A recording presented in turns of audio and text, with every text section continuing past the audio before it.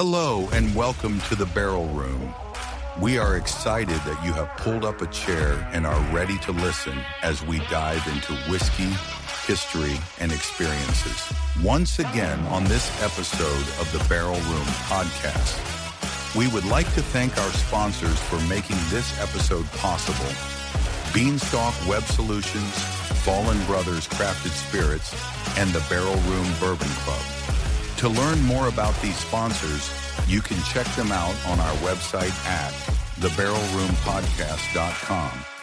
And now let's welcome our hosts Kenny Gales and Brian Bisking to this week's episode on the Barrel Room podcast.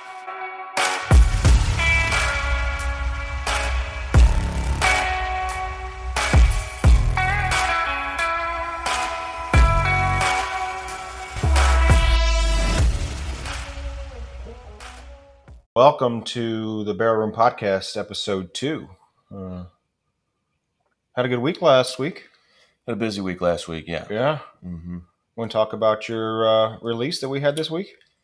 Yeah, it was a long time no see of you, So last night we had a release of number 3, Rise and Shine, which was basically us giving money back to a fire captain who was in need of medical assistance and some funding. So we did that last night at a restaurant called Town Square and Pub, and basically we sold out last night, which is awesome and pretty cool. Yeah, I mean, shoot, you start selling at 3, and by about 4:30 it was gone. Yeah. 156 bottles. It was. I wish we had more. I know. Multiple people came in and asked afterwards, about 30 more bottles could have sold. So yeah. But it is what it is. Well, I mean, when we went down to Green River to pick that up, they kind of told us when we were loading up that, it had some leakage or... Well, they even said it was lighter than the 8-year barrel that we picked up too. So yeah, for sure. But yeah, great success and mm-hmm. great story just to give back to Tommy. And sounds like maybe there's another one in the mix. Yeah, there's another one in the mix. Release number 4, which is looking like it's coming out before Memorial Day. So the theme with that one is it's going to be called Red Poppy Rye. So it's an 8-year single barrel, which is really nice. Yeah, I know we both tried it, so it's fantastic. Yep. But looking forward to that one. The meaning behind Red Poppy, if anyone doesn't know, is red poppy symbolizes any fallen military men and women that serve the country. So what better way to do a release before Memorial Day and call it Red Poppy Rye. So that's right. If you want to get a sample of that, we're going to be at Lit Cigar Lounge on May 22nd from 6 to 9 p.m. Yep. Doing a Meet the Makers, sampling some of the different releases we've had. So, come down and check us out. Mm-hmm. Yeah, we'll actually be sampling 4. So we'll have our 343 release to commemorate 9/11. We'll have our Rescue Rye. We'll have our most recent one, Rise and Shine, which is sold out, unfortunately. And then the newest one will be there to sample. So, yeah, should be fun. So, again, May 22nd, Lit Cigar Lounge in Chesterfield at the District from 6 to 9. Come down and check us out. But excited to get started for this episode today. We're going to do a Old Forester review, which... I got to be honest. Fantastic. It's probably one of my top, if not top 3, top 2 brands. Everything I've had from there is incredible. It's what got me into whiskey. So really, mm-hmm. Once I tried it, I was sold. I was hooked. So yeah, this besides when I stole whiskey out of my dad's cabinet of Jim Beam and filled the bag up with water, But we're going to try the 1920 Prohibition, which is a 115 proof. It's phenomenal. You can get it at any Deerbergs, any Schnucks, any liquor store is usually going to have that bottle available. We're also going to try the 1924 100 proof. That's a little harder to find. Mm-hmm. Kenny and I got lucky when we were down in Kentucky. Found that at Liquor Barn. Yeah, Liquor Barn. Liquor Barn. Very hard bottle to find for sure. Yep. Another cool spot if you're in Kentucky. Stop by Liquor Barn. Yep. And it's a 10-year. And then Old Forester Single Barrel, which is also a killer bottle. We got that one from Barrelheads? I think we got a Barrelheads in Kentucky. Mm-hmm. So, yeah.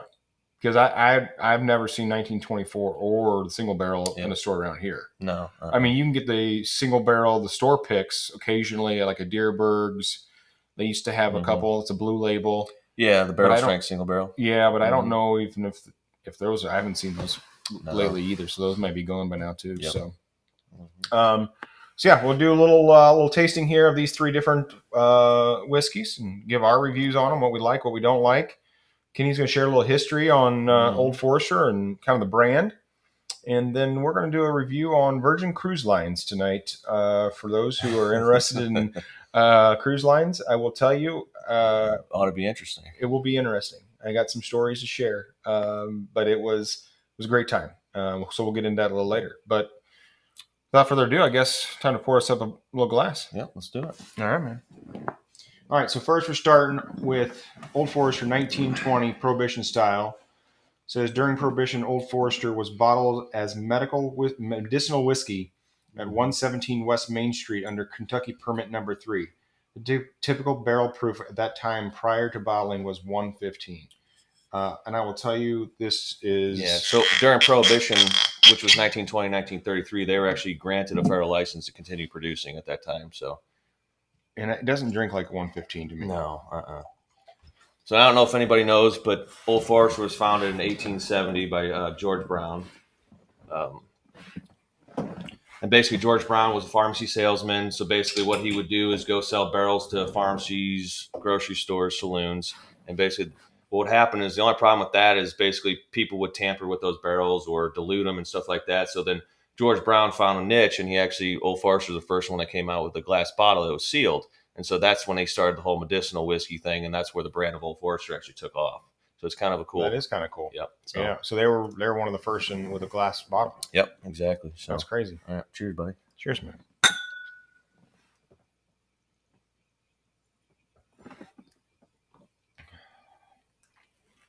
It's so smooth. A little hot, but it's 115 proof. You're gonna have a little bit, but it's not bad. But not bad at all. No, extremely smooth. Very smooth. A lot of caramel. Vanilla. And Old Forester always has that prominent red cherry note, or that red fruit note. I'm sorry. It's not very oaky. Mm-mm. I think last episode we had, I don't remember what we had, and it was pretty oaky. I can't remember what. It may have been the E.H. Taylor. Yes. Yep. It had quite a bit of oak to it. It did. So. Yeah, it's good. Also, Old Forester, when they first came up with their name, they ended up coming up with Forester, which had 2 R's in it. And so the reason it had 2 R's in it was because it was named after Dr. William Forester, who was basically a respected, well-known physician. And so eventually, after a while, which now you see today, is it only has 1 R in it. So that's kind of a cool little fact. Yeah, it's good. I think this bottle you can get MSRP. I think it's $56, $57. Yeah, it's not terrible. But a solid. I mean, this is probably my 3rd bottle of this that I've bought. Oh, I bought. Shoot. Well, not everybody's like you. Though. You bought like 6 at a time. Right. I can barely keep 1910 in stock. Yeah. Well, we were going to try that tonight, but apparently his wife drank all that. Thanks, Jen. She does enjoy it. She always tells me, we've been down to Old Forester probably 3 or 4 times, and every time she walks in there, she always says it smells like bananas, Bananas. Because of the mash. Yep. Yeah. And she always actually gets banana off the nose on this, too. Well, and correct me if I'm wrong, you can actually smell a banana, too, now you say it. Yeah, you can. That's crazy. I didn't smell that before you said that, But that's every time she actually noses this, she always gets banana. Huh. Mm-hmm. Now, didn't you tell me that they only have a tasting room basically in downtown Louisville, or what? No, they actually have a full tour. Do they? So yeah, yep. Mm-hmm. So I believe they might do a little distilling there, but they probably do a lot of off-site distilling as well. Yeah. Brown-Forman Corporation owns them, and they're massive, so they've been around forever. So it's not a big facility, right? No, it's not. No, Is it right? Where is it on Whiskey Road there in Yep. Louisville? Yep, it's downtown Louisville. Yep. Yep. So yeah, great whiskey. I haven't had the chance to do the Old Forester tour yet. Me too. That's one I would love to do. I mean, shoot, they've added all kinds of stuff down there. Whiskey Thieves down there, Green River's down there, Bardstown. I just saw Green River's putting one in right down there. Yep. Mm-hmm. Is it open yet, or is it? I think I saw Aaron posted something about it.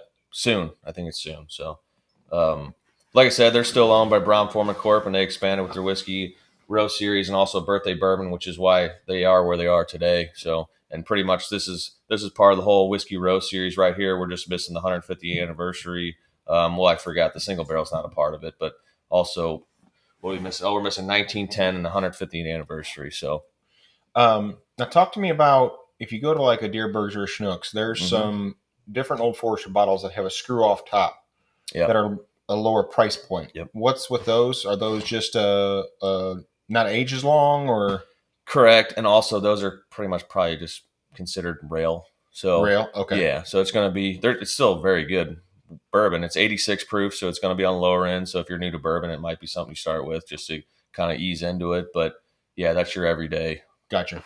low end whiskey. So That's good to know because I've always seen them there. I've never bought one, but I was always wondering, why do they have a screw off top one? Yeah. And that usually is a tall tale sign that it's not exactly a higher end bourbon. no, But I was wondering, what it was, if it was good or. Yep. Yeah. No, it's good. Yeah, this is always good. Yeah, it's sweet, which is what I like. I don't like that rye shit. We're working on you. I know we're working on it. I got to give hats off to Western Kentucky. They could give me a bottle of Hemingway rye that's in a rum cask barrel and a sherry cask and an Olorosa rum cask, and that rye is phenomenal. It is phenomenal. Yeah, I can drink that rye. Mm-hmm. We're working on it. I know we'll get there someday. This 8 year you should like too. It's coming. Well, I've already had it once. Yeah. So yeah, and in Old Forester, they're the only distillery that was basically in operation pre-Prohibition, during, and after. So it's kind of crazy to hear that. They're the only one? Fact. Yep. That's crazy. Mm-hmm. Think about all the distilleries. Right. When you mentioned, or actually one of 6. I apologize. That's okay. right. I said only one. Yeah. Yeah. One of 6. One of 6. Yep. Well, I was just going to ask because you mentioned earlier there was, I guess, 6 that were granted licenses. You know which 6 they were by chance? I do not know. I don't either. I'm not that smart. Well, there's a thing called Google. There is, yes. It was AI too. I could try that. We can look that up right here on the fly. Could, yeah. What 6 distilleries were given federal license? If I could type.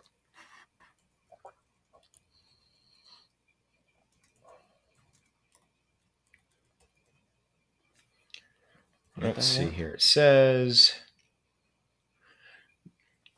during Prohibition, 6 distilleries were granted federal licenses to produce and sell alcohol for medicinal purposes. These were American Medicinal Spirits, Shinley Distilleries, James Thompson and Brothers, later Glenmore Distillery, Frankfurt Distillery, Brown Forman, and P. Stitzel Distillery. Which, looking here, says we're going to so James Thompson and Brother, which later became Glenmore Distillery / Frankfurt Distillery, which included George T. Stagg Distillery, that is now known as Buffalo Trace. So that's kind of interesting. So I guess Buffalo Trace is one of the 6 technically.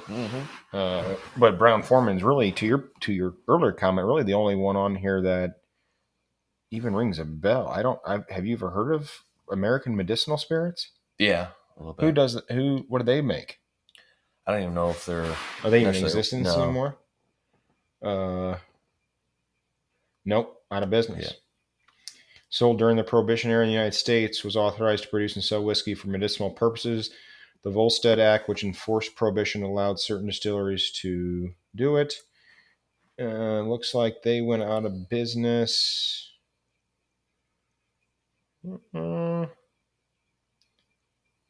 This says 2015, but that doesn't seem right. Might be right. It just says that their last release was...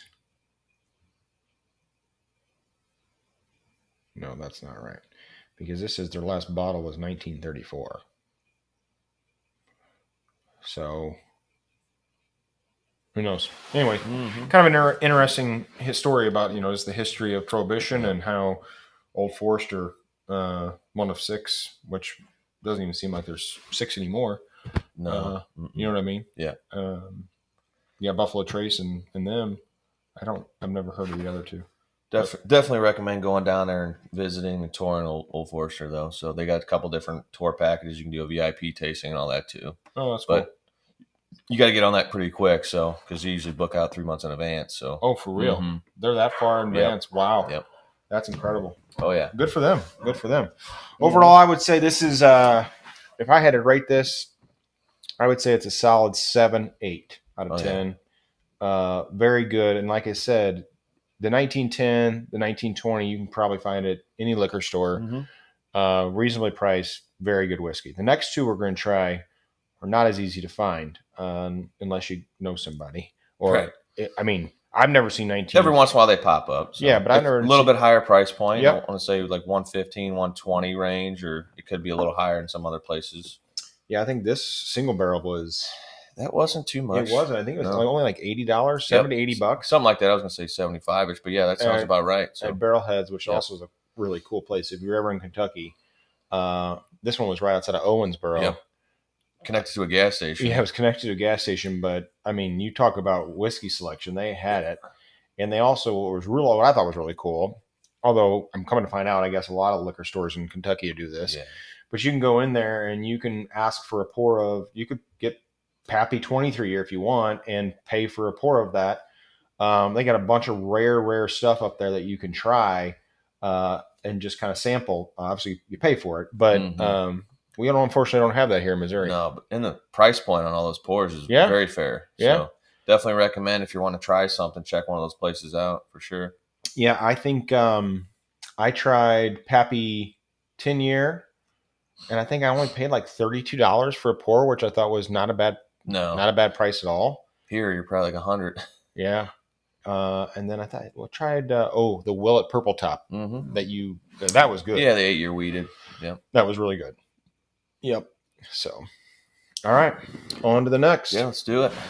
Now this is the one that we're chatting about that we found. In Liquor Barn, and I guess that was Owensboro as well. That was, yep. Our boy Zach Macy took us there one night after doing some stuff, and says in 1924, Owsley Brown took barrels of whiskey with different mash bills to a warehouse on Howard Street in Louisville, Kentucky, and bottled them as Old Forester. This 10-year-old expression honors the 100th anniversary of this occasion. So it's pretty cool. And it's unreal. I will tell you that. I definitely think it's cool that they were able to acquire those barrels and reuse them from those distilleries that closed down during Prohibition. Yeah, so crazy. Yeah, super cool. Super cool. It's got a purple label, 100 proof. Crazy red fruit note on the front. Fantastic. You sure it's not stone fruit? Oh, might be stone fruit. Well, you can put it in that category at least. I can smell bananas again. You can definitely smell bananas. Yep. That's crazy. Shout out to Jen Gales for recognizing that. Yep. Cherries, bananas. Yeah.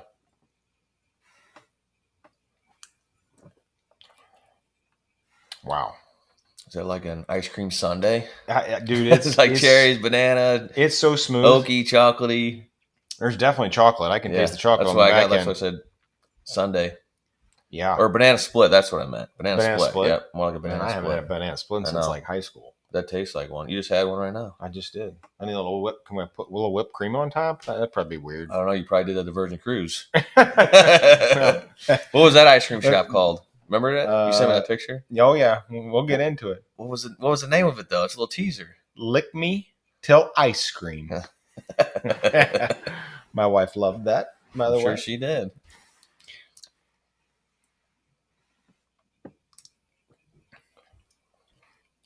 Wow. I mean, there's a stark difference between those two. Yes, 100%. Like, radical. Yeah, they are also different mash bills. So, yeah, you're going to get a little different. But, yes, there's definitely radical differences. Radical. 100%. I mean, and then you can definitely tell this is way more aged. I mean, there's definitely oak in there. Oh, yeah. A lot of oak in there. But it's not overpowering oak. Definitely not overpowering.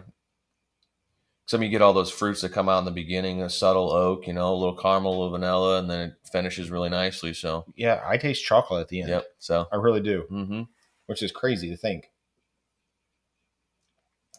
So now anytime you have this, just say you basically taste banana split. Yeah. It's a new category. It's banana split. We'll start talking about the Bourbon Society. Yeah. Because banana split, you can say chocolate, banana, cherries, strawberry, pineapples, whatever you want. Whatever you want to say, yeah. Kind of like ice stone cream. Yeah, stone fruit. I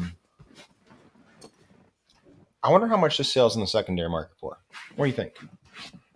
Well, let's go to wooden cork. It might not. Well, I guess it'll have a little secondary wooden cork and stuff like that. I mean, wooden cork's high, mm-hmm. but you can get anything you want there. Let's see. I forgot. 19, 20. Blues play tonight. They do. They're playing right now. They might. No, they're a little bit later. Are they? A little bit later. Yeah, they have a later It's in time. home. No, it's tomorrow night. Is it tomorrow night? Yes, tomorrow night. Oh, it's at home tomorrow night. How am I missing that? It's been a long week. It's been a long week, man. It's been a very long week. Yeah, tomorrow night. So 184 is what you can get it for on wooden cork, and I think we paid a little over 100. It's like 120. Yeah, so it's not. That's not. Usually, you see them like 110 to 120 would be a good price point for that. But here's what's crazy. So here on wooden cork, they've got the 1920 for $49.99, and I know for a fact I paid more than that at like a Deerberg or That's at least like $56.99. Yeah, for sure. But then I've even seen it at like $76 at one point. But things have gone down significantly though. So you were talking about this birthday bourbon that they have. So the 2023 release of the birthday bourbon is about $1,000, $999. Yeah. 22 release is $999. 2003 release is $5,000. See that now you're getting up there. Mm-hmm. Those are way elevated. Yeah, sure. I know. Old Forester King Ranch Edition. You ever had that? I have not had that. Nope. I've had the Statesman. I got that up on my shelf. That's not good. I mean, it's good, but it doesn't compare to anything here. It's not going to compare to 1910, 20, 24, and up. And for the price point, I'd buy 1910 or 1920 over that all day long. Yeah, 100%. Because Statesman says $55 on here, and like I said, you can get 1920 for that price or 1910. What's the proof of 1910? Do you remember? Oh, I think it is. Is it 110? I don't know. Let's see here. Because you can take. Here's the single barrel strength for $79. That's not bad. Mm-mm. Where is 1910? Let's see here. Oh, I should know that. I had a bottle at one time. Yeah. You know how that goes. It's gone. It's $55 on here, and it is a. Well, I can't even zoom in to see the proof. 93 proof. So it's a little lighter than the 20. Well, a lot lighter. 1910's 93 proof? That's what it says. Wow. Yeah. 93 proof. So I don't know why you would buy the 93 proof instead of the 115 proof for the same price. Yeah, I'd go 120 all day. Yeah, all day long. Yeah, for sure. So I'd go 1924 all day. Well, if you can get it. Yeah, if you can get it. I mean, again, you're $185 on wooden cork. Yeah. Now, again, that's to your point. It's not. You can probably find it cheaper on Facebook or somewhere like that. Yeah. But it's great. It's really good. It's fantastic. Yeah, I'm getting a ton of banana. That's great. Yeah. The end is like chocolate for me. I'm trying to understand how that can even be possible. But everybody's palate's different, Well, I was getting that too. That's why I got the whole banana split thing. Yeah. It's good. Mm-hmm. Very good. Very good. Very good.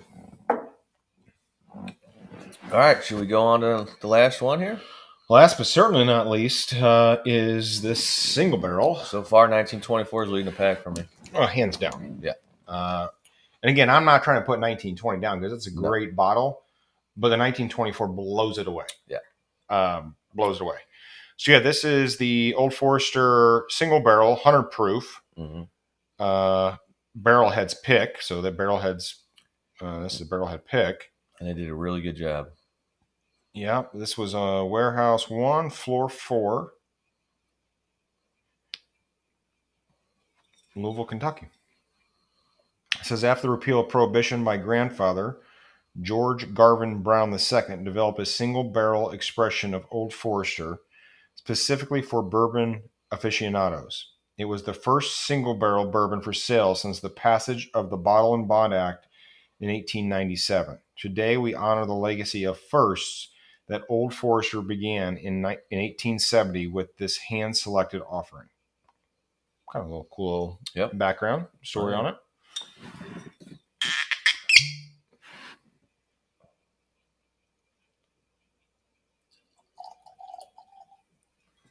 There you go, my friend. Right, thank you. You can tell I've dabbled in this bottle a little bit. Yeah, it's about gone. I would tell you, of everything I got up on my shelf, and I know your collection blows mine out of the freaking water, but you're getting there. My wife tells me I got to slow down, man. I did buy another liquor cabinet over here because my shelves are getting full. You are addicted. You're hooked. I'd have to say Old Forester is probably. I love Buffalo Trace the brand, just because there's such a diverse selection of it. But Old Forester would have to probably be my number 2, and it could be my number 1. Because the thing with Buffalo Trace is, they got Stag, they got Blanton's, they got E.H. Taylor, they got Pappy, but the only one you're ever going to really be able to get your hands on regularly is Buffalo Trace, and occasionally it seems like Blanton's is becoming, more available here as of late, for sure. But you can always consistently get these, though. Oh, yeah, I know. That's what I'm saying. They're great. They're always consistent. They're always fantastic. So yeah. Now, I'll also say Elijah Craig, small batch, toasted barrel proof. I'm more on the barrel proof train. Yeah, those got some pretty killer barrel proofs. They're typically 10 to 12 year barrel proofs, so they're all fantastic. I'm still kicking myself for not buying that 18-year. Oh yeah. So the only thing with that is sometimes those are a little oaky. So I don't know. Really? It could be too oaky. Yeah. Mm-hmm. Well, I guess that makes sense. I enjoy them, but they are pretty oak forward. Yeah. Well, makes. That's why the barrel proofs are always pretty solid. Yeah. Again, I get bananas. Yep. Bananas. Right this is a subtle red fruit. This one drinks way lighter. The 1924 is a lot more complex. There's a lot more going on. This is definitely oily. The 1924 is a lot oilier. You could see the color difference on the two. Obviously, I'm sure that single barrel is a little bit younger. I gotta be honest with you, I've never put a little bit different mash bills 1924 and the single barrel side by side and tasted them like that. Mm-mm. And you're 100% correct. Yeah. 1924 again blows that away. Yeah. So many more flavors. Yep. In 1924, this one, it's still great. Don't get me wrong. Yeah, the 24 is just full bodied. It sits on the palate a little longer. This one's lighter. So yeah, definitely lighter. Very good though. It's you can't go wrong for that price point. That's a great single barrel. Single barrels run between $70 to $90 a pop. Yep. So for a single barrel, I'd buy that any day. So yeah, for sure. Awesome. Yeah, the banana comes out heavy. Yeah. Well, and like I've said this now, I'm probably a couple times here, but I never would have picked up on that unless you said it. And now, as soon as I smell, that's all I smell. The only reason why, and my wife, we both been in the distillery multiple times. Every time we walk in there, it's what you smell. It's banana. So, yeah. But when we walked into Western Kentucky, when we went back in their warehouse, you could just smell the wheat. You could smell, you could smell the corn. Smells awesome. Yeah. It smells like money. I need that air freshener. Yeah, it smells like money. It smells like money. Need that air freshener, yeah. So, well, cool. I would say if I had to rate 1924, I would give it a 8.5, maybe even a 9 from flavor. And if I had to rate the single barrel, I would put it right in line with the 1920. I would say 7. Yeah, I'm going probably 8 out of 10 on 1924 just because there's so many out there, so many great whiskeys, and giving it an 8 is a great rating. Yeah, for sure. Fantastic rating, and then 1920 probably like 6.5, 7. Same with the single barrel. But those are all still really good ratings for it. I mean, oh yeah, there's for just sure. a ton of great whiskeys. There's been some whiskeys we've had that have I might give a 1 or a 2 to. Oh yeah. Well, there's also some recents I've had that new Toasted Rye Peerless has been awesome. I mean, it's got some crazy notes going on in it. So, does it really? Oh yeah, yep. So yeah, I would say sounds like they're looking at distributing that a little more too, though. Really? Yep. My cousin actually emailed them, try to get a bottle, and they're like, "Yeah, sorry, unfortunately, we can't ship, but distribution is coming to your area." So, oh, good. For those of you looking for that Peerless Toasted Rye that just got released, it should be popping around the area at some point here soon. So that was a story I wish we could have spent a little more time in, because we obviously, that was the shit show of the last Kentucky trip. That if you didn't listen to episode 1, go back and listen about how Kenny and I learned how to tell time between Central Time Zone and Eastern Time Zone. But we only had like baby steps and learning curves for us. We're trying. We're adults, but we're still trying. Yeah. Well, my wife will tell you I have ADHD so bad that it's like, squirrel, what? Huh? Well, they were saying that Peerless Single Barrel, the newest one, has a root beer note on it. So, which I've heard a couple of them kind of had that kind of note on it. So I would love to have spent, like you said, a little more time there. I would love to have gone and done that little tasting they had. Yep. But, unfortunately they have time slots and you can't just step in and do it. Yep. I wish you could just step in and do it, because we could have done like a 15-minute tasting and then been out the door and still been on time. But unfortunately, well, we had plenty of time. We just didn't realize it.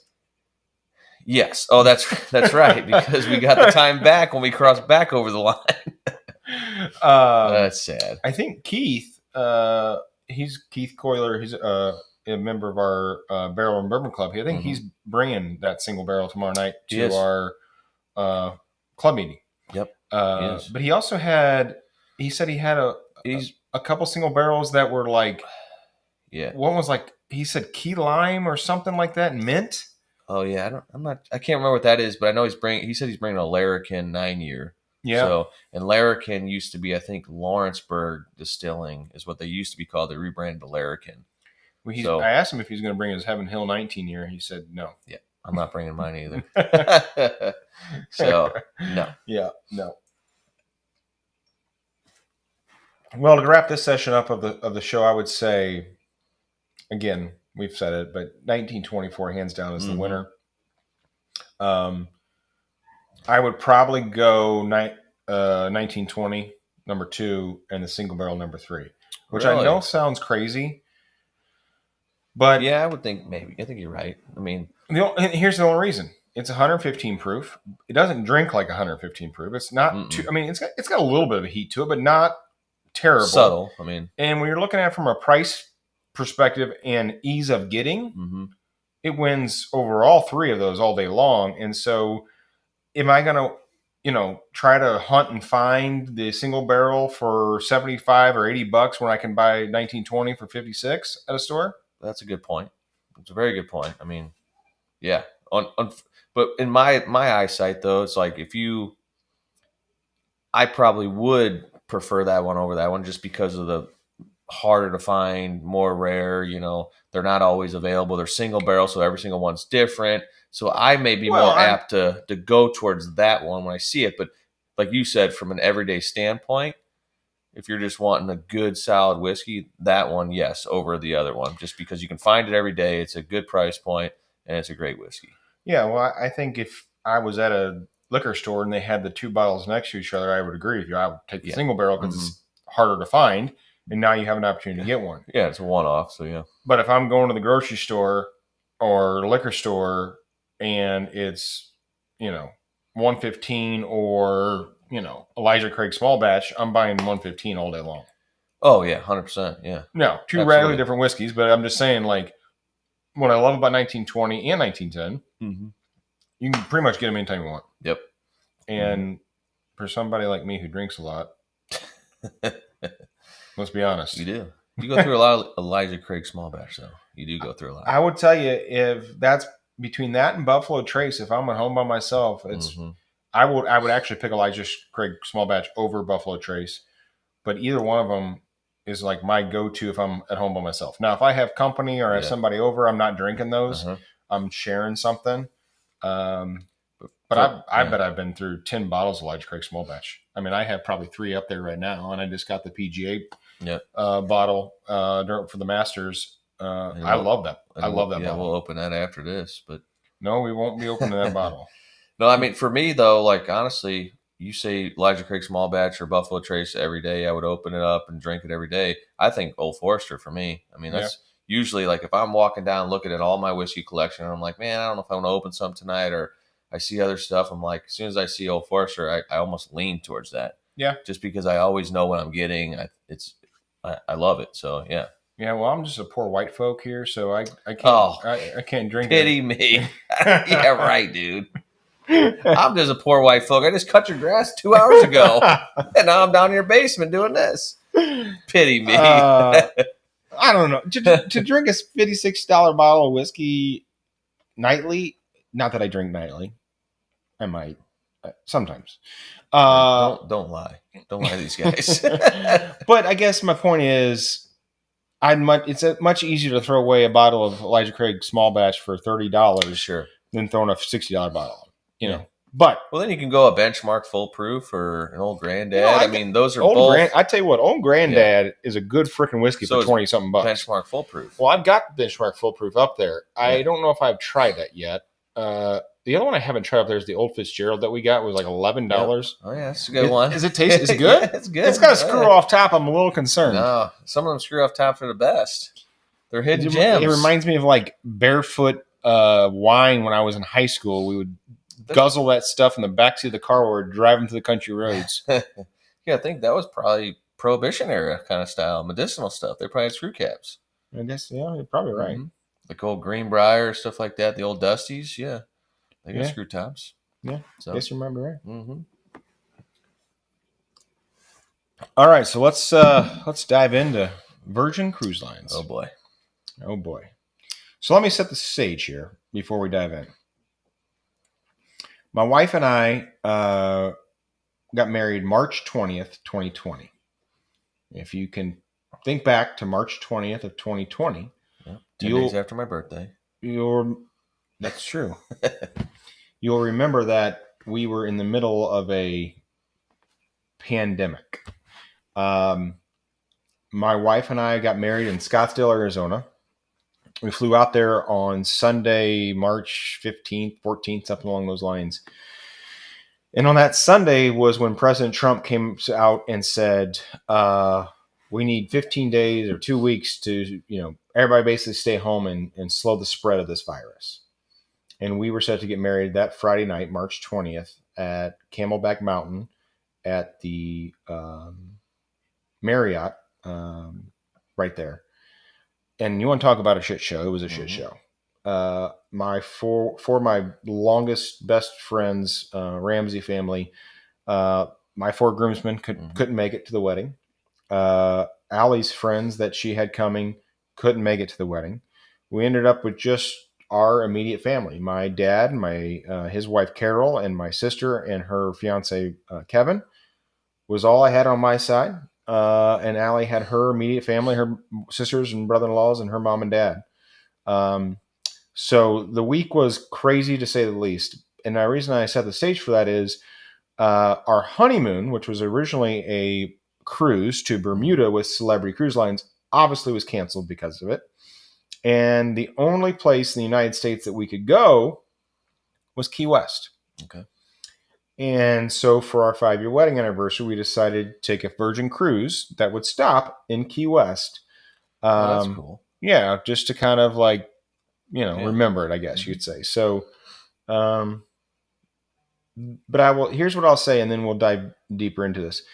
The myth of Virgin Cruise Line as being a sexual swingers cruise line, we did not experience that, unfortunately.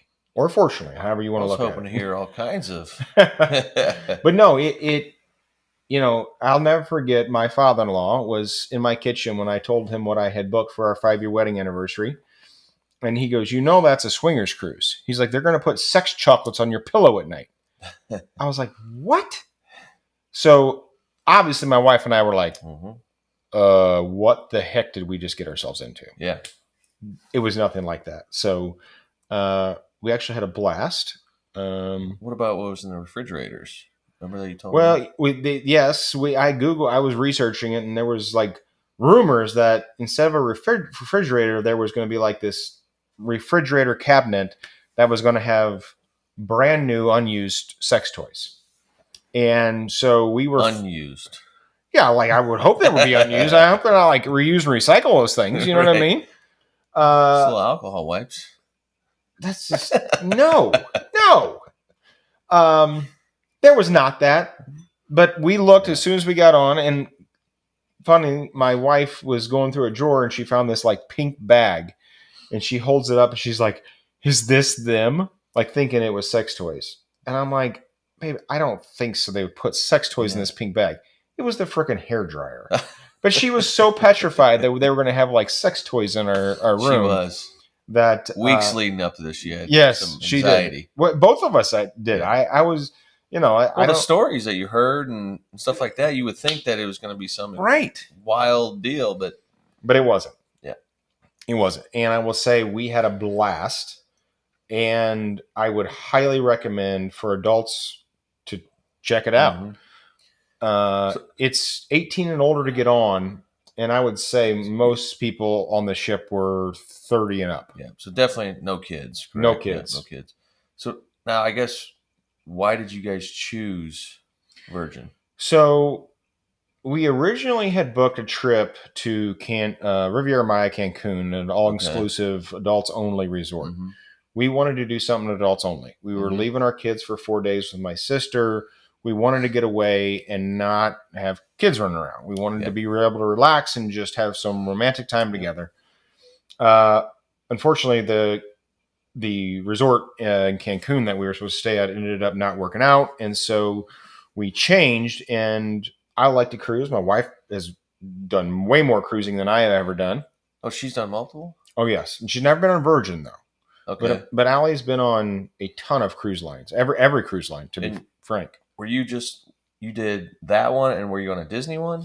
Or so how many have you been on? Yeah, so I've done maybe 5 in my life. Okay. I've done 2 Disney cruises. I've done 2 Royal Caribbean cruises. I've done a Norwegian cruise, and now I've done a Virgin cruise. Okay. So Allie's been on probably 20. Okay, gotcha. So she's been on a lot. So I guess for me, is there any motion sickness, any issues you have on those cruises? My wife gets motion sickness crazy. And then I went deep sea fishing in Florida on a bachelor party one time on like an 11-person charter, and I got sicker than a dog. I mean, I hovered over the side for 2 hours, and finally they dropped like six of us off at like a little cove by a bar, and then we got off and left, and they went back out and continued fishing. But as soon as we stepped off that boat, it was like we were back to normal. It was wild, but so that's always something I've been curious about. So. Yeah, I've heard people ask me that question in the past. No, you don't even know you're moving. Okay. The boat is so big. But what if you look out? Let's say you're got a balcony room and you look out. You still, you can see that you're moving, but you don't feel it. You don't feel okay. You don't feel it. Now, I guess we were on an 11-person charter, and as soon as you hit that channel, oh yeah, of course. You're talking about a ship that's got 2,000 people on it, 2,500 people on it. I mean, it's massive. There's no comparison. There's no comparison to that. Now, I will say when I was in high school, my family and my mom, my dad, my mom was still alive, my sister did a Royal Caribbean cruise that got into a tropical storm. You want to talk about motion sickness? That was awful. Where was this at? It was somewhere in the Gulf of Mexico, Caribbean area. And this, tropical storm slide, I think it actually ended up being like a Hurricane 1 or,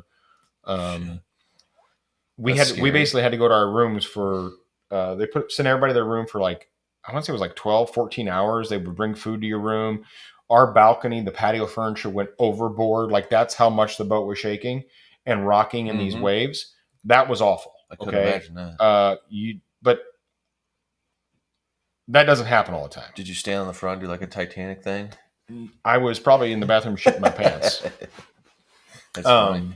But no, normally on a cruise, you will not get motion sickness. I mean, you really don't even feel it moving. I mean, you can sit down and play blackjack. You can go to the bar, and you don't even realize you're on a cruise 99% of the time. Now you look out the window, you see you're moving.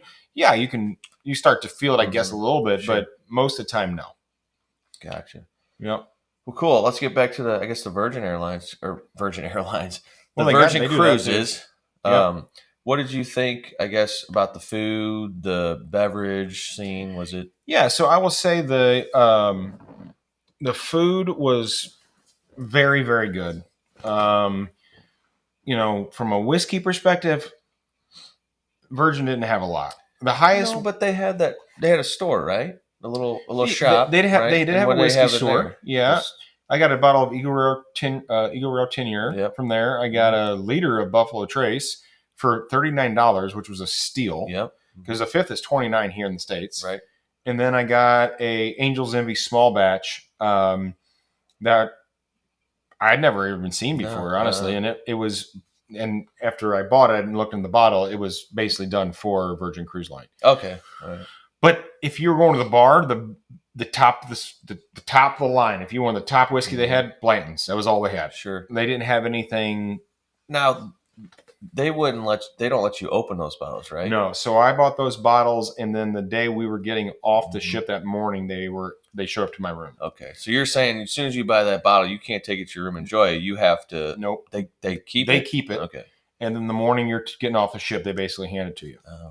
Because I don't pay. That sucks because you get a bottle of Eagle Rare or something like that. You're wanting to like. Yeah, but the advantage of it is like because you're in what do they call that? Like international waters. I don't have to pay tax on it. Oh shit! So I didn't even think about that. Yeah. So, but you can't open it. But honestly, the margaritas, they had a great tequila selection. Okay. I think I've told you this. I would think with being on the ocean, all that tequila would probably be a little more prominent than tequila whiskey. was much more prominent. Yeah. So the one thing that Virgin does that's different from most cruise lines is Virgin does what's called a bar tab. So, like, if you go on a Royal Caribbean cruise, I was going to pop this. Yeah, pop that. Let's do it.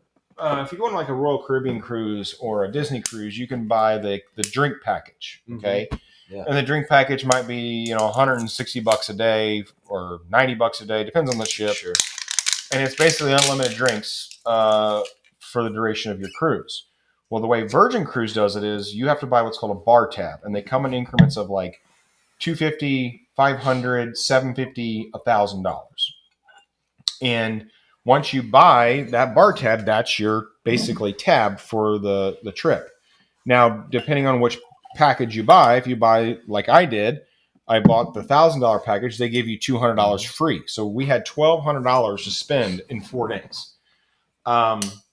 Needless to say, we didn't. And so the last night we had like $400 left. And I was like, I'm not going to just let this $400 go to waste. I basically have already paid for this $400, right? So we're going to either spend this $400 or we're going to spend it on somebody else, which we basically did both of. But we went to this tequila bar and I asked for the highest end tequila they had on the ship.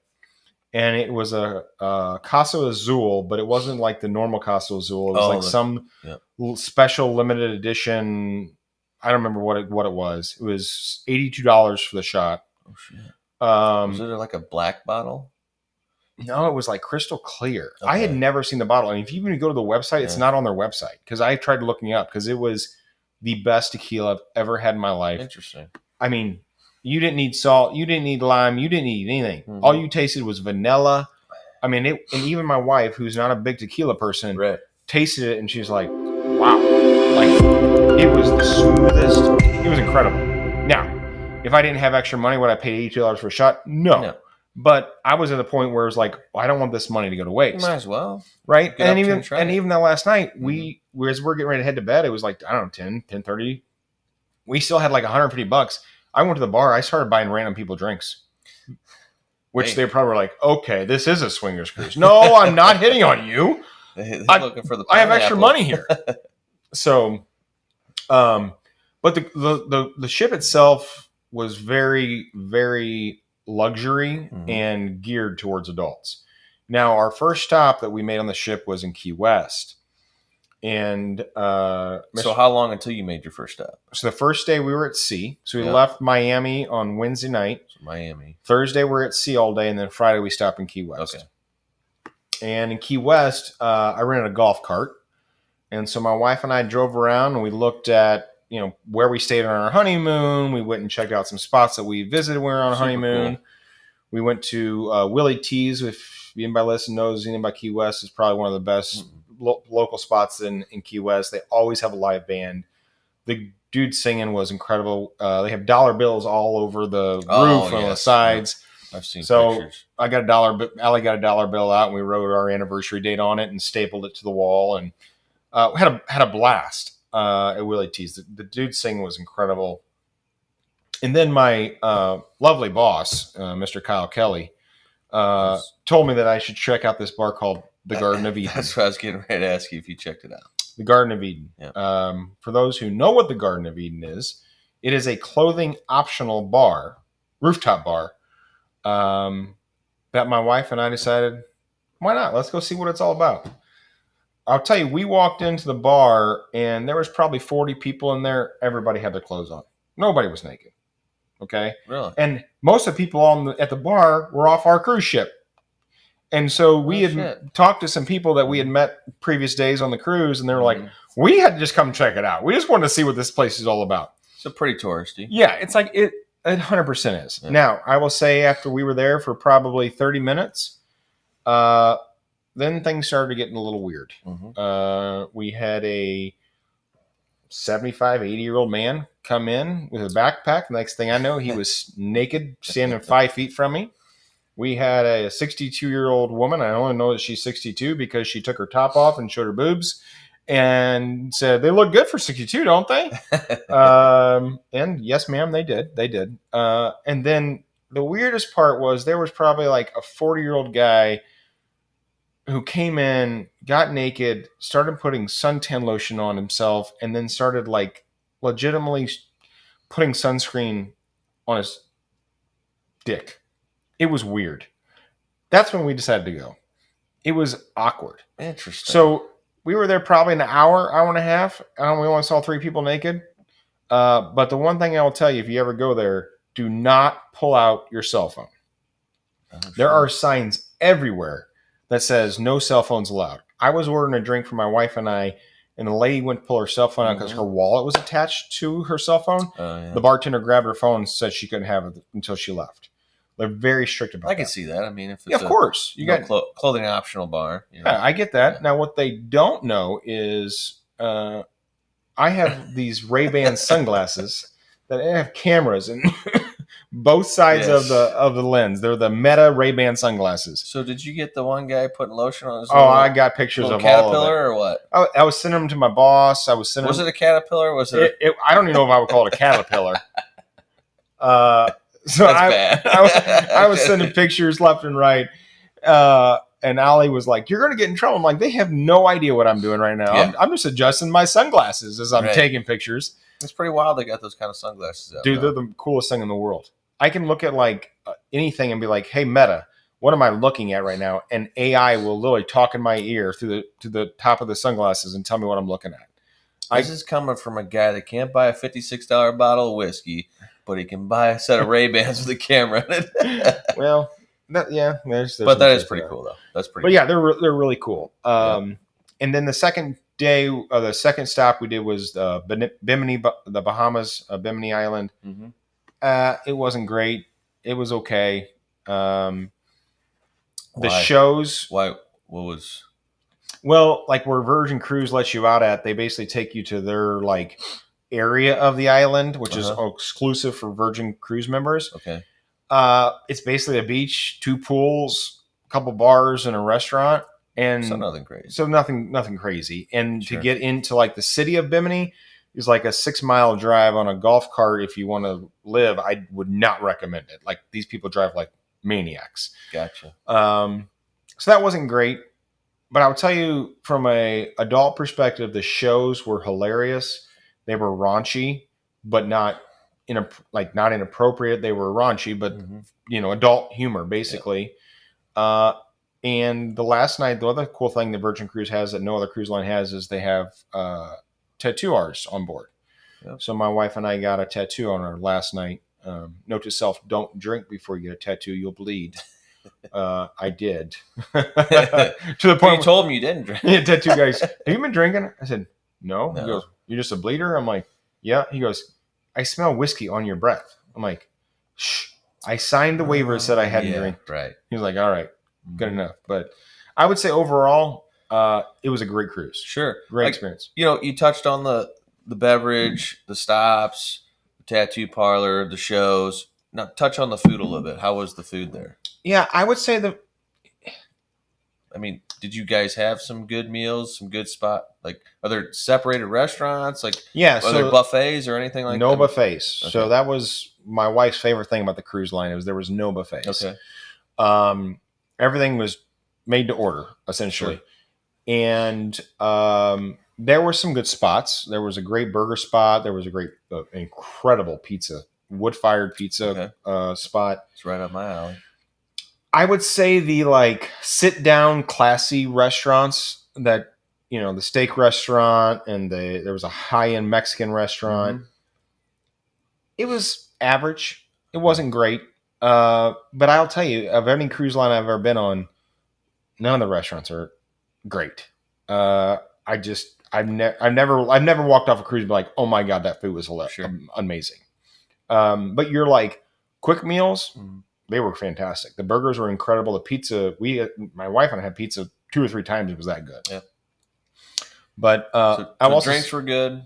Drinks were fantastic.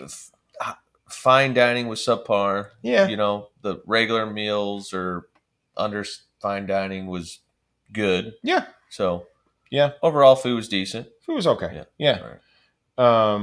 The other thing I'll say, the rooms are much larger than I should say much larger, maybe 100 square foot larger than a normal cruise bedroom. Everything was controlled by an iPad. It was kind of crazy. Oh, really? Like you take this iPad to your bed and there was different room settings, and one was like get it on and lights would turn pink, and one was hangover and lights would be like navy blue, and one was like photo shoot and all the white lights are on. Yeah. So that was kind of cool. And there also was a hammock on our balcony. That's cool. That was also pretty cool. Yeah. So that's unique to Virgin Cruise as well. That's super cool. Now it leads me to, were there, I guess since you said that, are there themed nights there and stuff like that? Yeah. Or how did that work? Yeah. Every night there's a theme night. We didn't do any of the theme nights. I thought you were. Well, my wife didn't want to do the lingerie night or pajama night. And then one night was Scarlet Red Night. I guess we did do Scarlet Red Night. There's some history behind Virgin Cruise. You wore your mankini then? Yes. Yeah. There's some history behind, the Scarlet Night, I guess, and Virgin Cruise Lines. But I have heard that. I didn't really know what that entailed, but yeah. Yeah. But again, overall we had great time. Awesome. Super cool. Yeah. So you would recommend? I would highly recommend it to adults. Yes. Yeah. And you would say that some of the things that were said previous to it are not always accurate. Correct. Not even close. Okay. I mean, I asked our tattoo artist, I said, we were told this is a swinger cruise. And he's like, yeah, that's a myth. He goes, now, have there been swingers on board? Of course there have. Yeah. He goes, but there's nothing that Virgin Cruise does to coddle to that type of, group. Sure. Okay. Yeah. Well, cool. Yeah. Well, now, so then let's talk about, if people want to know, is it affordable or what's I think my wife and I paid, I want to say it was like $2,300 for the two of us for 4 nights. Okay. Now that did not include the bar tab. It didn't include, souvenirs or anything like that, but that was your food. That was your room. Okay. That was your soft drinks. We never paid for food at all on the ship. But it's fairly reasonable, which is, from my perspective, if you want to go and explore different areas that you normally can't explore, it's a great way to do it. Okay, cool. So you would definitely recommend Virgin Cruise Lines to other people? 100%. Awesome. Perfect. Cool. I think that's pretty much it. Yeah, for sure, man. It was a great time. So we appreciate you guys watching. Appreciate you listening. Continue to follow us at the Barrel Room Podcast. We got a live new website coming out tomorrow, barrelroompodcast.com, thebarrelroompodcast.com. As we mentioned last episode, if you have any questions, comments, want us to try something, you can email us at thebarrelroompodcast@gmail.com. You can comment below. Please like and follow and share our episodes, and we appreciate you watching. Yep. Thank you. Take care.